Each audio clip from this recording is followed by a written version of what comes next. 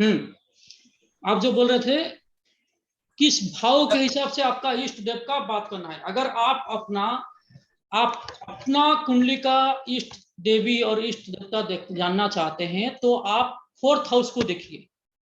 Fourth house में जो planet बैठा हुआ है उसका इष्ट देव को आप पूजा कीजिए। अगर कोई प्लैनेट नहीं बैठा है तो आप उस राशि का लॉर्ड का जो इष्ट देव है या इष्ट देवी है उसको पूजा कीजिए। ये एक इंडिपेंडेंट इंडिविजुअल चार्ट के बारे में मैं बता रहा हूं, लेकिन प्लैनेट का इष्ट देवी और इष्ट देव वो अलग होता है। समझ गए आप? ठीक है सर। और सर ये बताइए, व्यवहारिक तौर पे जब हम लोग बोलते हैं कि कुंडली में ये ग्रह नीच है या ये ग्रह उच्च है, तो क्या उच्च के ग्रहों की पूजा करनी चाहिए उनके इष्ट की, या नीच के ग्रहों की पूजा करनी चाहिए? नहीं नहीं नहीं, वैसा बात नहीं है। ये कंफ्यूजन हो जाता नहीं, फोर्थ हाउस तो इष्ट देव हो गए, हाँ लेकिन हाँ, फोर्थ हाउस में चाहे वो उच्च के हो या नीच के हो, फोर्थ उससे हाउस कोई फर्क में उसका जो प्लैनेट है आपका, चाहे उच्च का हाँ हो हाँ या नीच का हो, उसका जो इष्ट देवी है या इष्ट देवता है उसको आप पूजा कीजिए। इष्ट देव और इष्ट देवी, ठीक चाहे है सर, उच्च का हो या नीच का हो, वो अफिलेक्टेड हो या वो किसी का भी दृष्टि हो, कोई उसी का वो अलग है, उसका साथ कोई लेना देना नहीं। तो जैसे हम लोग अभी एक उसमें प्लैनेट है सन। सर अगर दो दो राशियां या तीन तीन राशियां फोर्थ हाउस में हो तब? राशियां तो दो दो नहीं होंगे, प्लैनेट नहीं होंगे, नहीं, तो आप राशि राशि, प्लानिट। हाँ, राशि का लॉर्ड को आप इष्ट उसको पूजा कीजिए। राशि का लॉर्ड का, राशि जो राशि में बैठा है, मान लो वो 10 राशि में बैठा है, मकर राशि में बैठा है, तो मकर राशि हाँ, का स्वामी कौन है? आपका शनिदेव है। तो शनिदेव बुध का है। इष्ट देव कौन है? भगवान शिवा है। तो भगवान शिव जी को पूजा करो। अगर देवी को पूजा करना है तो काली को पूजा करो। ठीक। ठीक है। तो ठीक है हमारा सर। जो ये सन है, सूर्यदेव, सूर्यदेव इनका जो एक्चुअली कहा गया है कि सूर्यदेव खुद एक भगवान है। तो आप अगर कभी देखेंगे आप फोर्थ हाउस में सूर्य बैठा है, तो अगर आप ब्रह्मा का या आप शिव जी का अगर पूजा नहीं करेंगे तो भी खुद अगर सूर्य को पूजा करेंगे तो भी चलेगा। ऐसे साइंस भी मानता है कि Surya is everything about the universe, ये साइंस भी कहता है। तो इसका मतलब ये हो गया, अगर आपका फोर्थ हाउस में सूर्य है तो आप अगर सूर्य का खाली पूजा करेंगे तो भी चलेगा। ठीक है। देन हमारा मून, मून का कृष्ण है, गौरी है, ललिता है, सरस्वती है। तो ये जो कृष्ण भगवान जो है क्यों है मून, आपको मैंने बताया था कि भगवान श्री कृष्ण का जो एक अवतार है वो भी एक मून है। ठीक है। हम लोग जो 9 प्लैनेट है, 9 प्लैनेट का 9 अवतार वो भगवान विष्णु का ही अवतार है, ये मैंने बताया था ना आपको। तो इसके हिसाब से अगर मून का इष्ट देव आप देखेंगे तो भगवान कृष्ण है। ठीक है। इष्ट देवी है सरस्वती, गौरी, माँ पार्वती, किसी को भी आप ये कीजिए, ललिता भी माँ पार्वती है। बाकी हो गया एक मार्स। तो मार्स का अगर आप उनका इष्ट देव देखेंगे तो हनुमान है, शिवा शिव जी है। शिव जी का रुद्र अवतार एक रहता है। तो शिव जी का एक अलग अलग महाकाल, रुद्र, डिफरेंट डिफरेंट उनका रूप है। तो उस टाइप का मतलब वो मंदिर जहां होगा वो अगर आप पूजा करेंगे तो ज्यादा आपको फलित होगा। हनुमान जी का पूजा कीजिए मार्स के लिए। तो मार्स का जो उनका जो ये है, लास्ट टाइम हमने जो पढ़ा था कि जब मैं मंगल पढ़ाया था आपको, मार्स का उनका जो अवतार है वो नरसिंह अवतार है। ठीक है। तो आप भगवान नरसिंह की भी पूजा कर सकते हैं। अगर आपका मार्स फोर्थ हाउस में है और उनका इष्ट देव को पूजा करना है तो आप भगवान नरसिंह को भी पूजा कर सकते हैं। मरकरी विष्णु है, नारायण है, बुद्ध है। बुद्ध जो होते हैं ये रिसेंटली बुद्ध अवतार को 10 अवतार में ऐड किया गया है। हिंदू माइथोलॉजी के हिसाब से ये वेरी लेटेस्ट न्यूज है। मतलब लेटेस्ट मतलब नॉट नाउ, हजारों साल पुराने ही है, हजार, परंतु ये बड़ा सबसे लास्ट में इनको इंक्लूड किया गया है।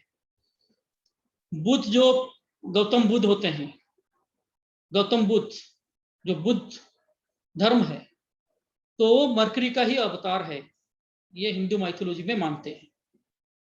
तो भगवान बुद्ध को भी आप पूजा कर सकते हैं अगर आपका मरकरी को स्ट्रॉन्ग करना है तो। जुपिटर, अगर कुछ नहीं है तो आप अगर जुपिटर का आप अगर इष्ट देव को ना पूजा करके सिंपल आपका गुरु को पूजा करेंगे, जिसको भी आप गुरु मानते हैं, क्योंकि जुपिटर अपने आप में एक गुरु है। तो इधर में जैसे वीनस का हम लोग बात कर रहे थे, वीनस अगर गुरु के साथ हो तो आप अगर गुरु का निंदा करेंगे या गुरुद्रोही होंगे तो आपको जीवन में पैसा नहीं आएगा आपके पास। जितना आप गुरु को अप्रिशिएट करेंगे, जितना आप गुरु का बात सुनेंगे, जिसको भी आप जीवन में गुरु मानते हैं या कोई भी गुरु हो, आपसे आप किसी से भी कुछ भी एक छोटा सा चीजें भी सीखे हो जिंदगी में, उसको आप अगर रिस्पेक्ट देंगे तो आपको पैसा आएगा। ये सूत्र है।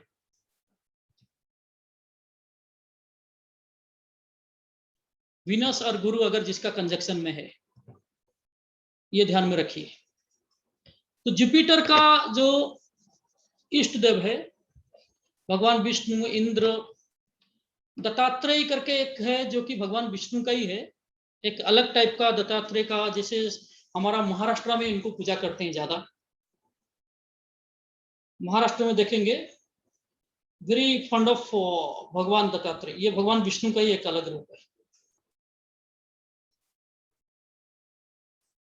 और अभी जो मैं बताया था विनस, उनका है माँ लक्ष्मी, माँ पार्वती। तो लक्ष्मी को जितना ज्यादा पूजा करेंगे, जितना लक्ष्मी की ओर रेस्पेक्ट करेंगे, तो आप उतना आपको आपके पास पैसा मिलेगा। आपको एक चीज बोलने के लिए बड़ा मन कर रहा है अभी मुझे, क्योंकि अभी लक्ष्मी के बारे में बात कर रहे हैं हम लोग। भिखारी जो है, सब लोग भिखारी को पैसा देते हैं। कौन कौन देता है पैसा? प्रीतम देता है, तुम देता है पैसा? भिखारी को पैसा देता है प्रीतम? है सर, देता हूँ। देता है? हाँ, देता हूँ। दीपक जी आप भी देते हैं? हाँ सर। और कौन कौन देता है? मिश्रा जी? हाँ सर, नो नहीं, no any time but many time. अच्छा, तो आप ये एक लॉजिक में बता रहा हूँ, ये बड़ा बहुत ही बड़ा सूत्र है, आप थोड़ा ये ध्यान में रखिएगा। आज से भिखारी को पैसा देना बंद कर दीजिए। भिखारी को आप खाना दीजिए, भिखारी को आप बिस्किट दीजिए। जितना आप भिखारी को पैसा देंगे उतना भगवान विष्णु आपके ऊपर नाराज होगा। ये क्यों है? क्योंकि हम लोग पैसे को लक्ष्मी मानते हैं। तो लक्ष्मी क्या है? भगवान विष्णु का पत्नी है ना? तो भगवान विष्णु का पत्नी को आप एक भिखारी के हाथ में दे रहे हैं और वो लेके पैसा वो दारू पी रहा है। समझ रहे हैं आप? भिखारी को पैसे के बदले में आप खाना दो, कपड़ा दो, चप्पल दो, और आप वो खाना दो, वो ड्रेसेस दो, वो कपड़ा दो, वो चप्पल दो जो आप उसको उपयोग कर सकते हैं। ऐसा नहीं कि आप खाना खाएंगे 5 स्टार वाला और उसको देंगे आप बासी रोटी, तो वो फलित नहीं होगा। वो दान में आपको एक भी कुछ भी पुण्य नहीं मिलेगा। जो चीजें आप खाते हैं वो सेम चीजें उनको देना चाहिए। समझ रहे हैं? आप बहुत अच्छा अच्छा रसीला आम खाएंगे और उनको आप सड़ा हुआ आम देंगे तो वो फलित नहीं होगा। अगर आपको दान करना है, ऐसे तो पहले तो दान हमेशा गुप्त दान करना चाहिए, लेकिन ये तो गुप्त नहीं हो सकता, तो दिखाई देगा सबको, सबको तो पता चलेगा जो भी आप ओपनली दे रहे हैं। परंतु वो चीजें आप दीजिए जो आप उपयोग कर रहे हैं, जो आप यूज कर रहे हैं, जो आपको अच्छा लगता है। ठीक है दीपक जी, समझ गए? सर बिल्कुल। पैसा देना बंद कर लीजिए, आप उनको सामान दीजिए, कोई भी सामान खरीद के दीजिए, खाना खिलाइए, ठीक है। सैटर्न, सैटर्न के बारे में तो मैं बहुत बार बोल चुका हूं आपको। भगवान शिवा है, इवन सैटर्न भगवान विष्णु का भी बड़ा भक्त है। वो लास्ट टाइम आपको सैटर्न जब पढ़ाया था बताया था क्यों है। राहु, मां सरस्वती भी राहु का इष्ट देवी है, इसमें नहीं लिखा गया है। मां दुर्गा, केतु, भगवान विष्णु, गणेश। गणेश को केतु के साथ क्यों कंपेयर किया गया है, क्योंकि गणेश जी का भी सर नहीं था, केतु का भी सर नहीं था, है ना। गणेश जी का तो आपको स्टोरी पता होगा, जो उनका सर और धड़ से अलग हो गया था। तो इसके कारण केतु को भी गणेश जैसा सोचते हैं लोग। और गणेश जी का आप अगर पूजा करेंगे तो आपको केतु बैलेंस होगा। समझ गए? Any doubt? आगे बढ़े? हाँ सर। चलो क्या हुआ?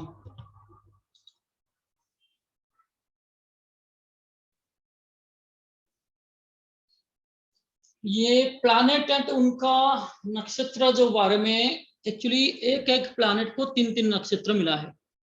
टोटल क्या है हमारा 27 नक्षत्र है। ये 27 नक्षत्र है, ये 27 पत्नियां हैं। किसका पत्नियां है बताया था आप लोगों को, कोई बता सकता है? सर चंद्रमा का सर। यस, चंद्रदेव का ये 27 पत्नियां हैं। और उनका सबसे प्रिय पत्नी है रोहिणी। इसलिए अगर रोहिणी नक्षत्र में कोई भी बच्चा पैदा होता है तो बड़ा सुंदर होता है, क्योंकि चंद्रमा का वो प्रिय पत्नी है। ठीक है, तो ये चार्ट में आपको दे देगा, या आप इसका स्क्रीनशॉट ले लीजिए। ये आप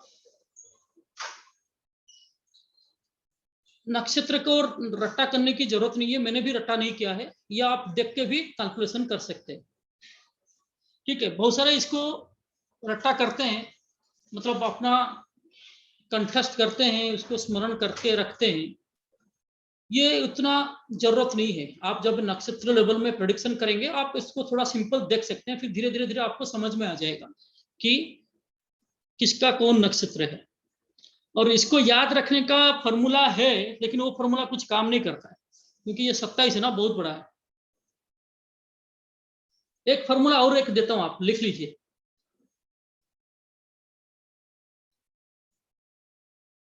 ये आप अभी जब हम दशा पढ़ाएंगे तभी आपको ये काम पे आएगा। तो आप ये लिख लीजिए, फिर केशूर लिखिए, केशूर।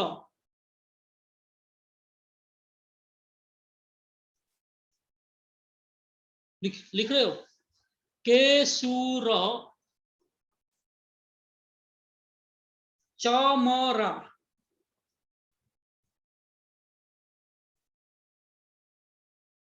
गुसबु लिखे, केशूर चमरा गु सबु। ये आप नेक्स्ट क्लास के लिए ये कंठस्थ होना चाहिए आपको, केशूर चमरा गुसेबु। ठीक है, पढ़ो प्रीतम, पढ़ो उसको, क्या लिखा पढ़ो प्रीतम। कोई पढ़ सकता है, कोई भी पढ़िए, दीपक जी पढ़िए। केसुर चमर गुसबु, इसमें क्या हुआ? केशपुरा का मतलब हो गया केतु शुक्र राहु, चमर का मतलब मंगल और राहु, फिर हो गया गुसबु का मतलब गुरु शनि और बुध। बुध पहला आपने जो राहु बोल दिया, पहला रवि है, केशु रवि हो गया। चलिए हाँ, केतु शुक्र and Ravi, Chandra Mangal Rahu, Guru, Shani and बुध, ये सीक्वेंस होता है। ये सीक्वेंस में हमारा सारे दशा चलती है। एक सेकंड ना सर, टिके क्लास नुची टिके परे अधोना परे फोन कर 15-20 मिनट पर। सो समझ गए? के शिवरा चमरा गुसेबू, ये आप कंठस्थ कीजिए तो आपको क्या ये काम पे आएगा कि जब भी आप दशा सिस्टम देखेंगे कि किसके बाद किसका दशा आने वाला है, तो ये सीक्वेंस बड़ा काम का है, ये आपको काम पे आएगा। ठीक है, अभी नक्षत्र के बारे में मैं आपको थोड़ा बता दूं कि ये जो सारे नक्षत्र है इसका पद होता है। लास्ट टाइम बताया था कि 4 पद होता है, ठीक है ना? तो कौन सा पद में बैठेगा तो क्या ये देगा, वो आपको धीरे धीरे एक्सपीरियंस होने के बाद आपको समझ में आ जाएगा। तो आप अगर किसी का भी कुंडली पूरा सूक्ष्म रूप में देखना है, पूरा डिटेलिंग में जाना है, तो आपको नक्षत्र लेवल में देखना पड़ेगा। अभी केतु का मान लो 3 नक्षत्र है, अश्विनी, मघा, मूला, ठीक है? तो आप देखेंगे, मान लो एक एग्जाम्पल के तौर पर मैं आपको बोल रहा हूं, चंद्रमा बैठा है केतु के नक्षत्र में है, तो क्या हो गया आपका चंद्रमा का केतु जैसा उसका फल भी मिलेगा। ये ध्यान में रखो। आपको हायरार्चिकल स्ट्रक्चर एक बनाना पड़ेगा दिमाग में। एक तो हो गया आपका प्लैनेट, प्लैनेट के बाद आपको देखना पड़ेगा कि कौन सा राशि में बैठा है, और वो राशि का लॉर्ड कौन सा भाव में बैठा है, ठीक है? और ये प्लैनेट कौन सा नक्षत्र में बैठा है, और जो नक्षत्र में बैठा है वो नक्षत्र का स्वामी कौन है। ये सारे चीजें कनेक्शन है। ये सारे चीजें कनेक्शन को जब आप अच्छी ढंग से समझ जाएंगे तब आप प्रिडिक्शन कर पाएंगे, ठीक है? समझ गए आप? ये आज 2-3 जन एब्सेंट है, मैं आज एक ग्रुप में मैसेज छोड़ने वाला हूं। अगर जो इंटरेस्ट नेक्स्ट क्लास में नहीं आएंगे तो उनको वीडियो और नहीं मिलेगा। अभी देखिए, ये जो मैं पढ़ा रहा हूँ बहुत ही दिल से पढ़ा रहा हूँ और आप लोगों को अच्छे से समझाने के लिए पढ़ा रहा हूँ। ये विद्या जो है ना, इतनी आसानी से नहीं मिलता है। और इसमें अगर स्टूडेंट एब्सेंट रहेंगे क्योंकि उनको रिकॉर्डिंग मिल जा रहा है, तो ये तो गलत बात है, ठीक है? आज मैं बात करूंगा सर से। तो आपको क्या करना है, अगर कंठस्थ कर देंगे ये सारे 9 प्लैनेट का कौन कौन उसका नक्षत्र है और वो नक्षत्र का स्वामी कौन है, ये 27 नक्षत्र को, तो ये आपके लिए बहुत अच्छा रहेगा। अगर नहीं कर पा रहे तो भी कोई बात नहीं, ये धीरे धीरे समझ में आ जाएगा। या जब भी किसी का चार्ट देखेंगे आप तो तभी आप इसको रेफर कर सकते हैं। और आजकल जो सॉफ्टवेयर आता है वो सॉफ्टवेयर में अगर किसी का भी कुंडली आप बनाओ तो उधर ही वो दिखा देता है कौन सा नक्षत्र में क्या बैठा है, ठीक है? वो एडवांस क्लास में हम आपको बताएंगे जब उसका प्रेडिक्शन लेवल शुरू करते हैं। क्लियर? आगे बढ़े।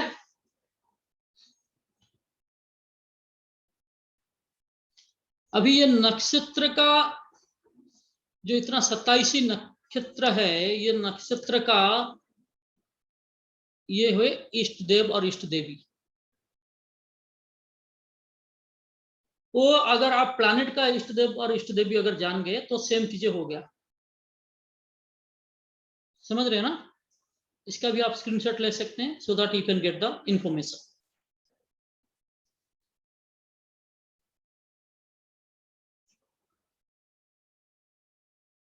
ये ज्यादा डिटेलिंग में जरूरत है, ये हमेशा जरूरत नहीं है।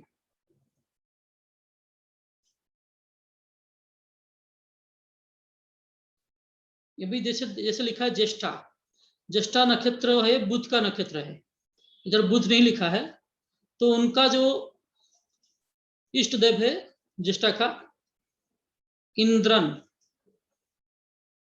वो इंद्र के जब बदले में इंद्रन हो गए। ठीक है, तो ये थोड़ा ज्यादा डिटेलिंग में है। अगर किसी का बहुत ही बड़ा प्रॉब्लम है और उसको पूरा डिटेलिंग में पूजा पाठ करना है तो आप इसको कर सकते हैं, ये आपको काम पे आएगा। नक्षत्र का इष्ट देव, ठीक है। आज का क्लास बहुत ही इंपॉर्टेंट क्लास 2-3 जन मिस कर रहे हैं। ये जो है ना बहुत ही सबसे बड़ा इंपॉर्टेंट क्लास है ये अभी जो चल रहा है, प्लैनेट एंड देयर फ्रेंडशिप। इसको संस्कृत में बोलते हैं नैसर्गिक मैत्रीता, मित्र, नैसर्गिक मैत्री। नैसर्गिक का अर्थ होता है तत्कालिक, मतलब नॉट तत्कालिक, सॉरी, नैसर्गिक का मतलब होता है परमानेंट, हमेशा के लिए। उसको संस्कृत में बोलते हैं नैसर्गिक, ठीक है। नैसर्गिक मैत्री चक्र मतलब परमानेंट फ्रेंडशिप। एक प्लैनेट का परमानेंट फ्रेंडशिप किस किस प्लैनेट के साथ है, ये चार्ट से आपको समझ में आ जाएगा। सूर्य, उसका फ्रेंड कौन है? चंद्र, मंगल और गुरु, सूर्य का। और बुध उसका न्यूट्रल है, मतलब हाँ फ्रेंड है, hello hi friend kind of thing, ठीक है। और शुक्र, शनि एंड राहु उसका एनिमी है। ये क्या हो गया? नैसर्गिक मैत्री, मतलब परमानेंट है ये सूत्र है जो परमानेंट है, ये फ्लेक्सिबल नहीं है। तो और एक सूत्र आगे आएगा, वो फ्लेक्सिबल वाला है, वो तत्कालिक मैत्री आएगा, ठीक है, वो मैं बताऊंगा बाद में। ये जो है ये परमानेंट वाला है। तो आप अगर देखेंगे तो कभी भी किसी, मान लो राहु का क्या परमानेंट एनिमी कौन हो सकता है? चंद्रमा और सूर्य। तो आंख बंद करके आपको वो सोचना। अभी बात करेंगे चंद्रमा। चंद्र का जो है सूर्य एंड बुध, ये दोनों उसका फ्रेंड्स है। इवन गुरु ऑल्सो, इसमें थोड़ा गलत है, इवन गुरु ऑल्सो उसका फ्रेंड है, ठीक है। परंतु उसका जो नॉर्मल फ्रेंड है वो शुक्र, शनि एंड मंगल। और केतु, राहु, दोनों उनका शत्रु है। केतु इधर लिखा नहीं है, केतु एंड राहु दोनों शत्रु है। अभी बुध कभी कभार चंद्रमा को भी शत्रु मानता है, लेकिन चंद्रमा नहीं मानता है। उसका एक माइथोलॉजिकल स्टोरी है, मैं आपको नेक्स्ट क्लास में वो स्टोरी बताता हूं जब बुध पढ़ाऊंगा, कि बुध ग्रह का कैसे जन्म हुआ, किसका बेटे हैं वो चीजें, ठीक है। इसी तरह मंगल है। मंगल सूर्य, चंद्र, गुरु, ये तीनों का अति मित्र है। इसको बोलते हैं अति मित्र, पूरा फ्रेंडशिप है उन लोगों के साथ। फिर शुक्र और शनि उसका दुश्मन है, एनिमी मतलब वो दुश्मन। और बुध एंड राहु एंड केतु वो उसका शत्रु है। इसलिए आप देखेंगे एक योग है, अंगारक योग बोलते हैं उसको। राहु और केतु या राहु, सॉरी, मंगल और केतु और मंगल या राहु अगर युति होता है तो उसको अंगारक योग बोलते हैं। तो उसमें वो लोग इतना आपस में इतना दुश्मन है तो व्यक्ति को खराब कर देता है, व्यक्ति को एक्सीडेंट करवा देता है। राहु एंड सूर्य का युति, सॉरी, राहु एंड मंगल का युति, ठीक है। अभी बुध है, बुध के साथ क्या है? Surya, Shukra and Rahu, even Ketu also friend of Budh. Mangal, Guru and Shani, ये उनका जस्ट न्यूट्रल, हेलो हाई वाला फ्रेंड। एंड चंद्रमा को बुध शत्रु मानता है, मैं अभी आपको बताया। परंतु चंद्रमा नहीं मानता है, उसका एक माइथोलॉजिकल स्टोरी है, वो स्टोरी मैं नेक्स्ट क्लास में बताऊंगा कि चंद्रमा क्यों बुध को शत्रु नहीं मानता, लेकिन बुध चंद्रमा को शत्रु मानता है। ठीक है, फिर आ गया गुरु। सूर्य चंद्र मंगल ये दोनों उनका मित्र है। शनि एंड राहु उनका हलो हाई वाला फ्रेंड है। ठीक है, गुरु का नहीं, राहु तो गुरु का फ्रेंड नहीं है, ये गलत लिखा गया है, ये थोड़ा टाइपिंग मिस्टेक है। राहु उनका शत्रु है गुरु का। केतु उनका हलो हाई वाला फ्रेंड बोल सकते हैं, क्योंकि केतु है ना अपना इनर डिजायर है। केतु है ना स्पिरिचुअल प्लैनेट है। एक स्पिरिचुअल प्लैनेट के साथ हमेशा अच्छा ही रिलेशनशिप रहता है। केतु हालांकि वो सडनली बहुत सारे खराब ये पाप ग्रह है, परंतु इनर क्वालिटी उसका है स्पिरिचुअलिटी, तो इसलिए गुरु को बड़ा पसंद करता है, अति मित्र जैसा पसंद करता है वो। तो सेकंड में जो ये वाला स्क्रीनशॉट में थोड़ा थोड़ा गलत है। ठीक है, मैं आपको समझा दे रहा हूं उसमें। तो गुरु का शनि को बड़ा पसंद करते हैं गुरु, क्योंकि शनि भी एक गुरु है। शनि भी एक आध्यात्मिक का प्लैनेट है, वैरागी है शनि, तो इसीलिए गुरु उनको बड़ा पसंद करते हैं। देन बुध एंड शुक्र गुरु उनको पसंद नहीं करते हैं। इसका रीजन ये है कि ये भी गुरु है, वो भी गुरु है, परंतु ये जो गुरु है बहुत स्वात्विक सा गुरु है। मतलब ये जो गुरु है ये हमेशा एक पॉजिटिव एनर्जी वाला गुरु है बृहस्पति। अपना जो शुक्र है क्या है, थोड़ा बहुत नेगेटिव एनर्जी वाला गुरु है तो शुभ प्लैनेट, परंतु उनका सोचने का तरीका थोड़ा नेगेटिव है, थोड़ा टेढ़ा है, और वो थोड़ा एंजॉयमेंट में ज्यादा फोकस करते हैं। नहीं तो वो ज्यादा ज्ञानी है गुरु से। बृहस्पति से भी शुक्राचार्य का नॉलेज ज्यादा है, और वो संजीवनी विद्या में उनको उसका प्राप्त हुआ था।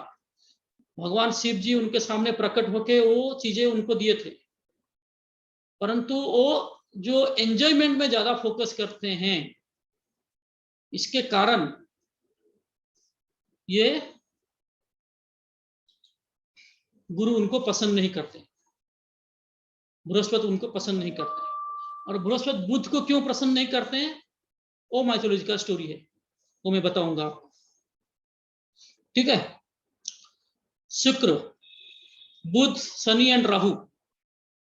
राहु को क्यों पसंद करते हैं, क्योंकि राहु उनका परम शिष्य है, आज्ञाधीन शिष्य, बहुत ही अच्छा उनको, मतलब उनको हमेशा रिस्पेक्ट देने वाला शिष्य वो राहु है।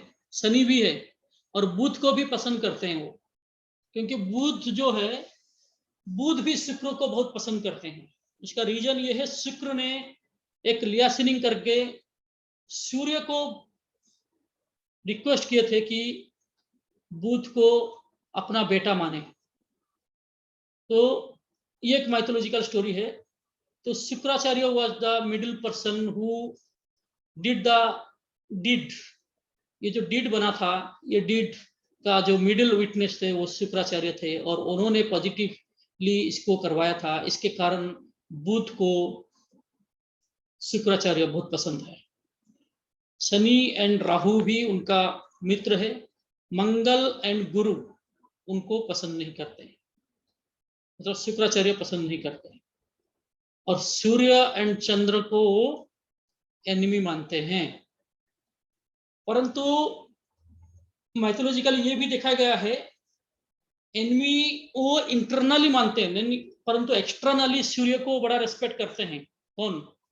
शुक्राचार्य। क्योंकि गुरु का जो पद मिलने वाला, जो उसका पावर पोजीशन मिलने वाला, अथॉरिटी सूर्य के पास है। अगर प्लानिटरी वाइज आप देखेंगे, सूर्य राजा है तो उनको अथॉरिटी है। तो शुक्राचार्य बाहर से सूर्य को रेस्पेक्ट करते हैं, लेकिन अंदर से वो एनिमी मानते हैं। ठीक है, बाकी आ गया अपना, अरे क्या हो गया, शनि एंड राहु। शनि, बुध, शुक्र, राहु इनको अपना मानते हैं फ्रेंड। गुरु को जस्ट न्यूट्रल। और शनि और गुरु का अगर युति हो तो आदमी बड़ा स्पिरिचुअल होता है, क्योंकि दोनों स्पिरिचुअल प्लैनेट है। और सूर्य, चंद्र और मंगल को शत्रु मानते हैं, सूर्य को परम शत्रु मानते हैं वो, क्योंकि सूर्य उनका पिता है। फिर भी वो स्टोरी जो मैंने आपको बताया था, इसलिए वो परम शत्रु मानते हैं। राहु, बुध, शुक्र, शनि इनको मित्र मानता है, परम मित्र। गुरु को भी वो शत्रु मानता है, but not that much strong शत्रु। उनका राहु का सबसे बड़ा शत्रु है सूर्य एंड चंद्रमा, क्योंकि वो बता दिए थे, जो समुद्र मंथन का जो स्टोरी बताया था आपका, वो बता दिए थे भगवान विष्णु को, इसलिए उनको शत्रु मानते हैं। और मंगल को शत्रु इसलिए मानते हैं क्योंकि मंगल हमेशा सूर्य को सपोर्ट में रहता है, क्योंकि मंगल सेनापति है। सूर्य राजा है और मंगल सेनापति है, इसके कारण वो मंगल को भी शत्रु मानते हैं। ठीक है, चलिए आज का क्लास इतना रखते हैं। तो कुछ डाउट है तो बताइए।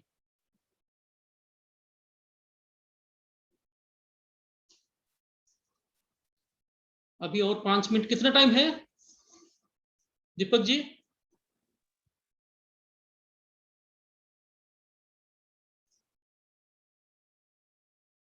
Minute 5 hello minute sir.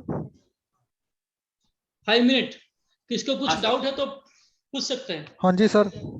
Hello sir, ग्रह और नक्षत्र को कैसे देखते हैं, कैसे एनालिस करते हैं? ग्रह और नक्षत्र को कैसे एनालिसिस करते हैं? हाँ जी।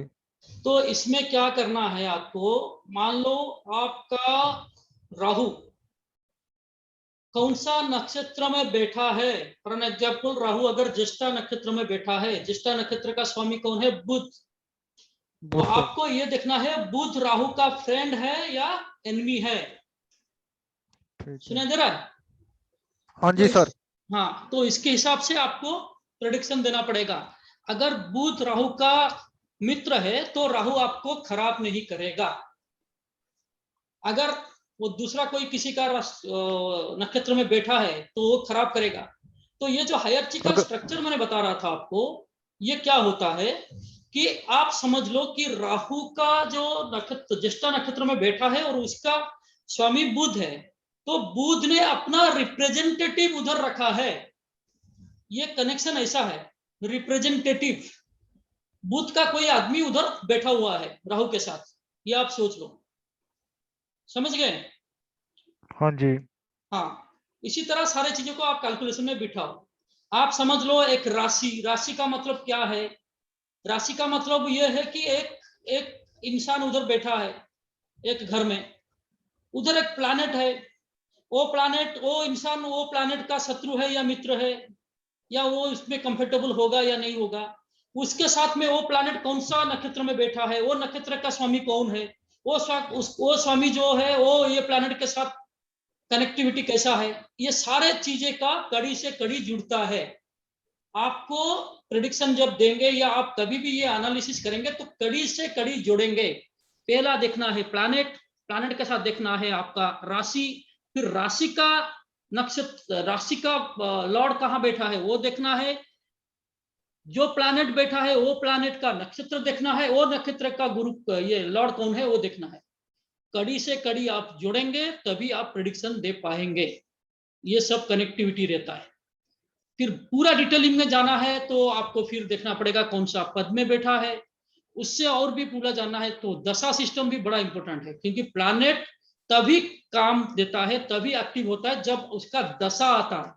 जब तक प्लैनेट का दशा नहीं आता प्लैनेट एक्टिव नहीं होता है, ये ध्यान में रखो। अभी अगर आपका मान लो शनि का दशा चल रहा है तो आप वो शनि आपका प्लैनेट एक्टिव है और उसी टाइम में दूसरा प्लैनेट सो रहे हैं, ऐसा सोच लो, ये कॉमन लैंग्वेज में। जब उनका अंतरदशा आएगा तो फिर वो एक्टिव होगा। ठीक है? कोई अगर आपको बोलेगा अरे यार आपका तो राहु बड़ा खराब है, आपका ये तो ये नीच का है, वो प्लैनेट आपका इधर है, उसको दृष्टि पड़ रहा है, लेकिन आप ये चीजें मत सोचिए कि वो उधर इमीडिएटली वो इंसान खराब हो गया। वो तभी काम देगा जब उसका दशा आएगा। जब तक दशा नहीं आता है वो प्लैनेट एक्टिव नहीं होगा, वो प्लैनेट उसका रिजल्ट नहीं देगा। समझ गए? क्लियर है सांडू जी? क्लियर हाँ है जी। हाँ सर। जी सर, क्लियर हो। चलिए फिर आज का क्लास इधर खत्म करते हैं। तो नेक्स्ट क्लास होगा हमारा, मैं बताता हूँ, ग्रुप में बताऊंगा कब क्लास होगा। ठीक है जी, नमस्कार। प्रणाम सर। प्रणाम प्रणाम।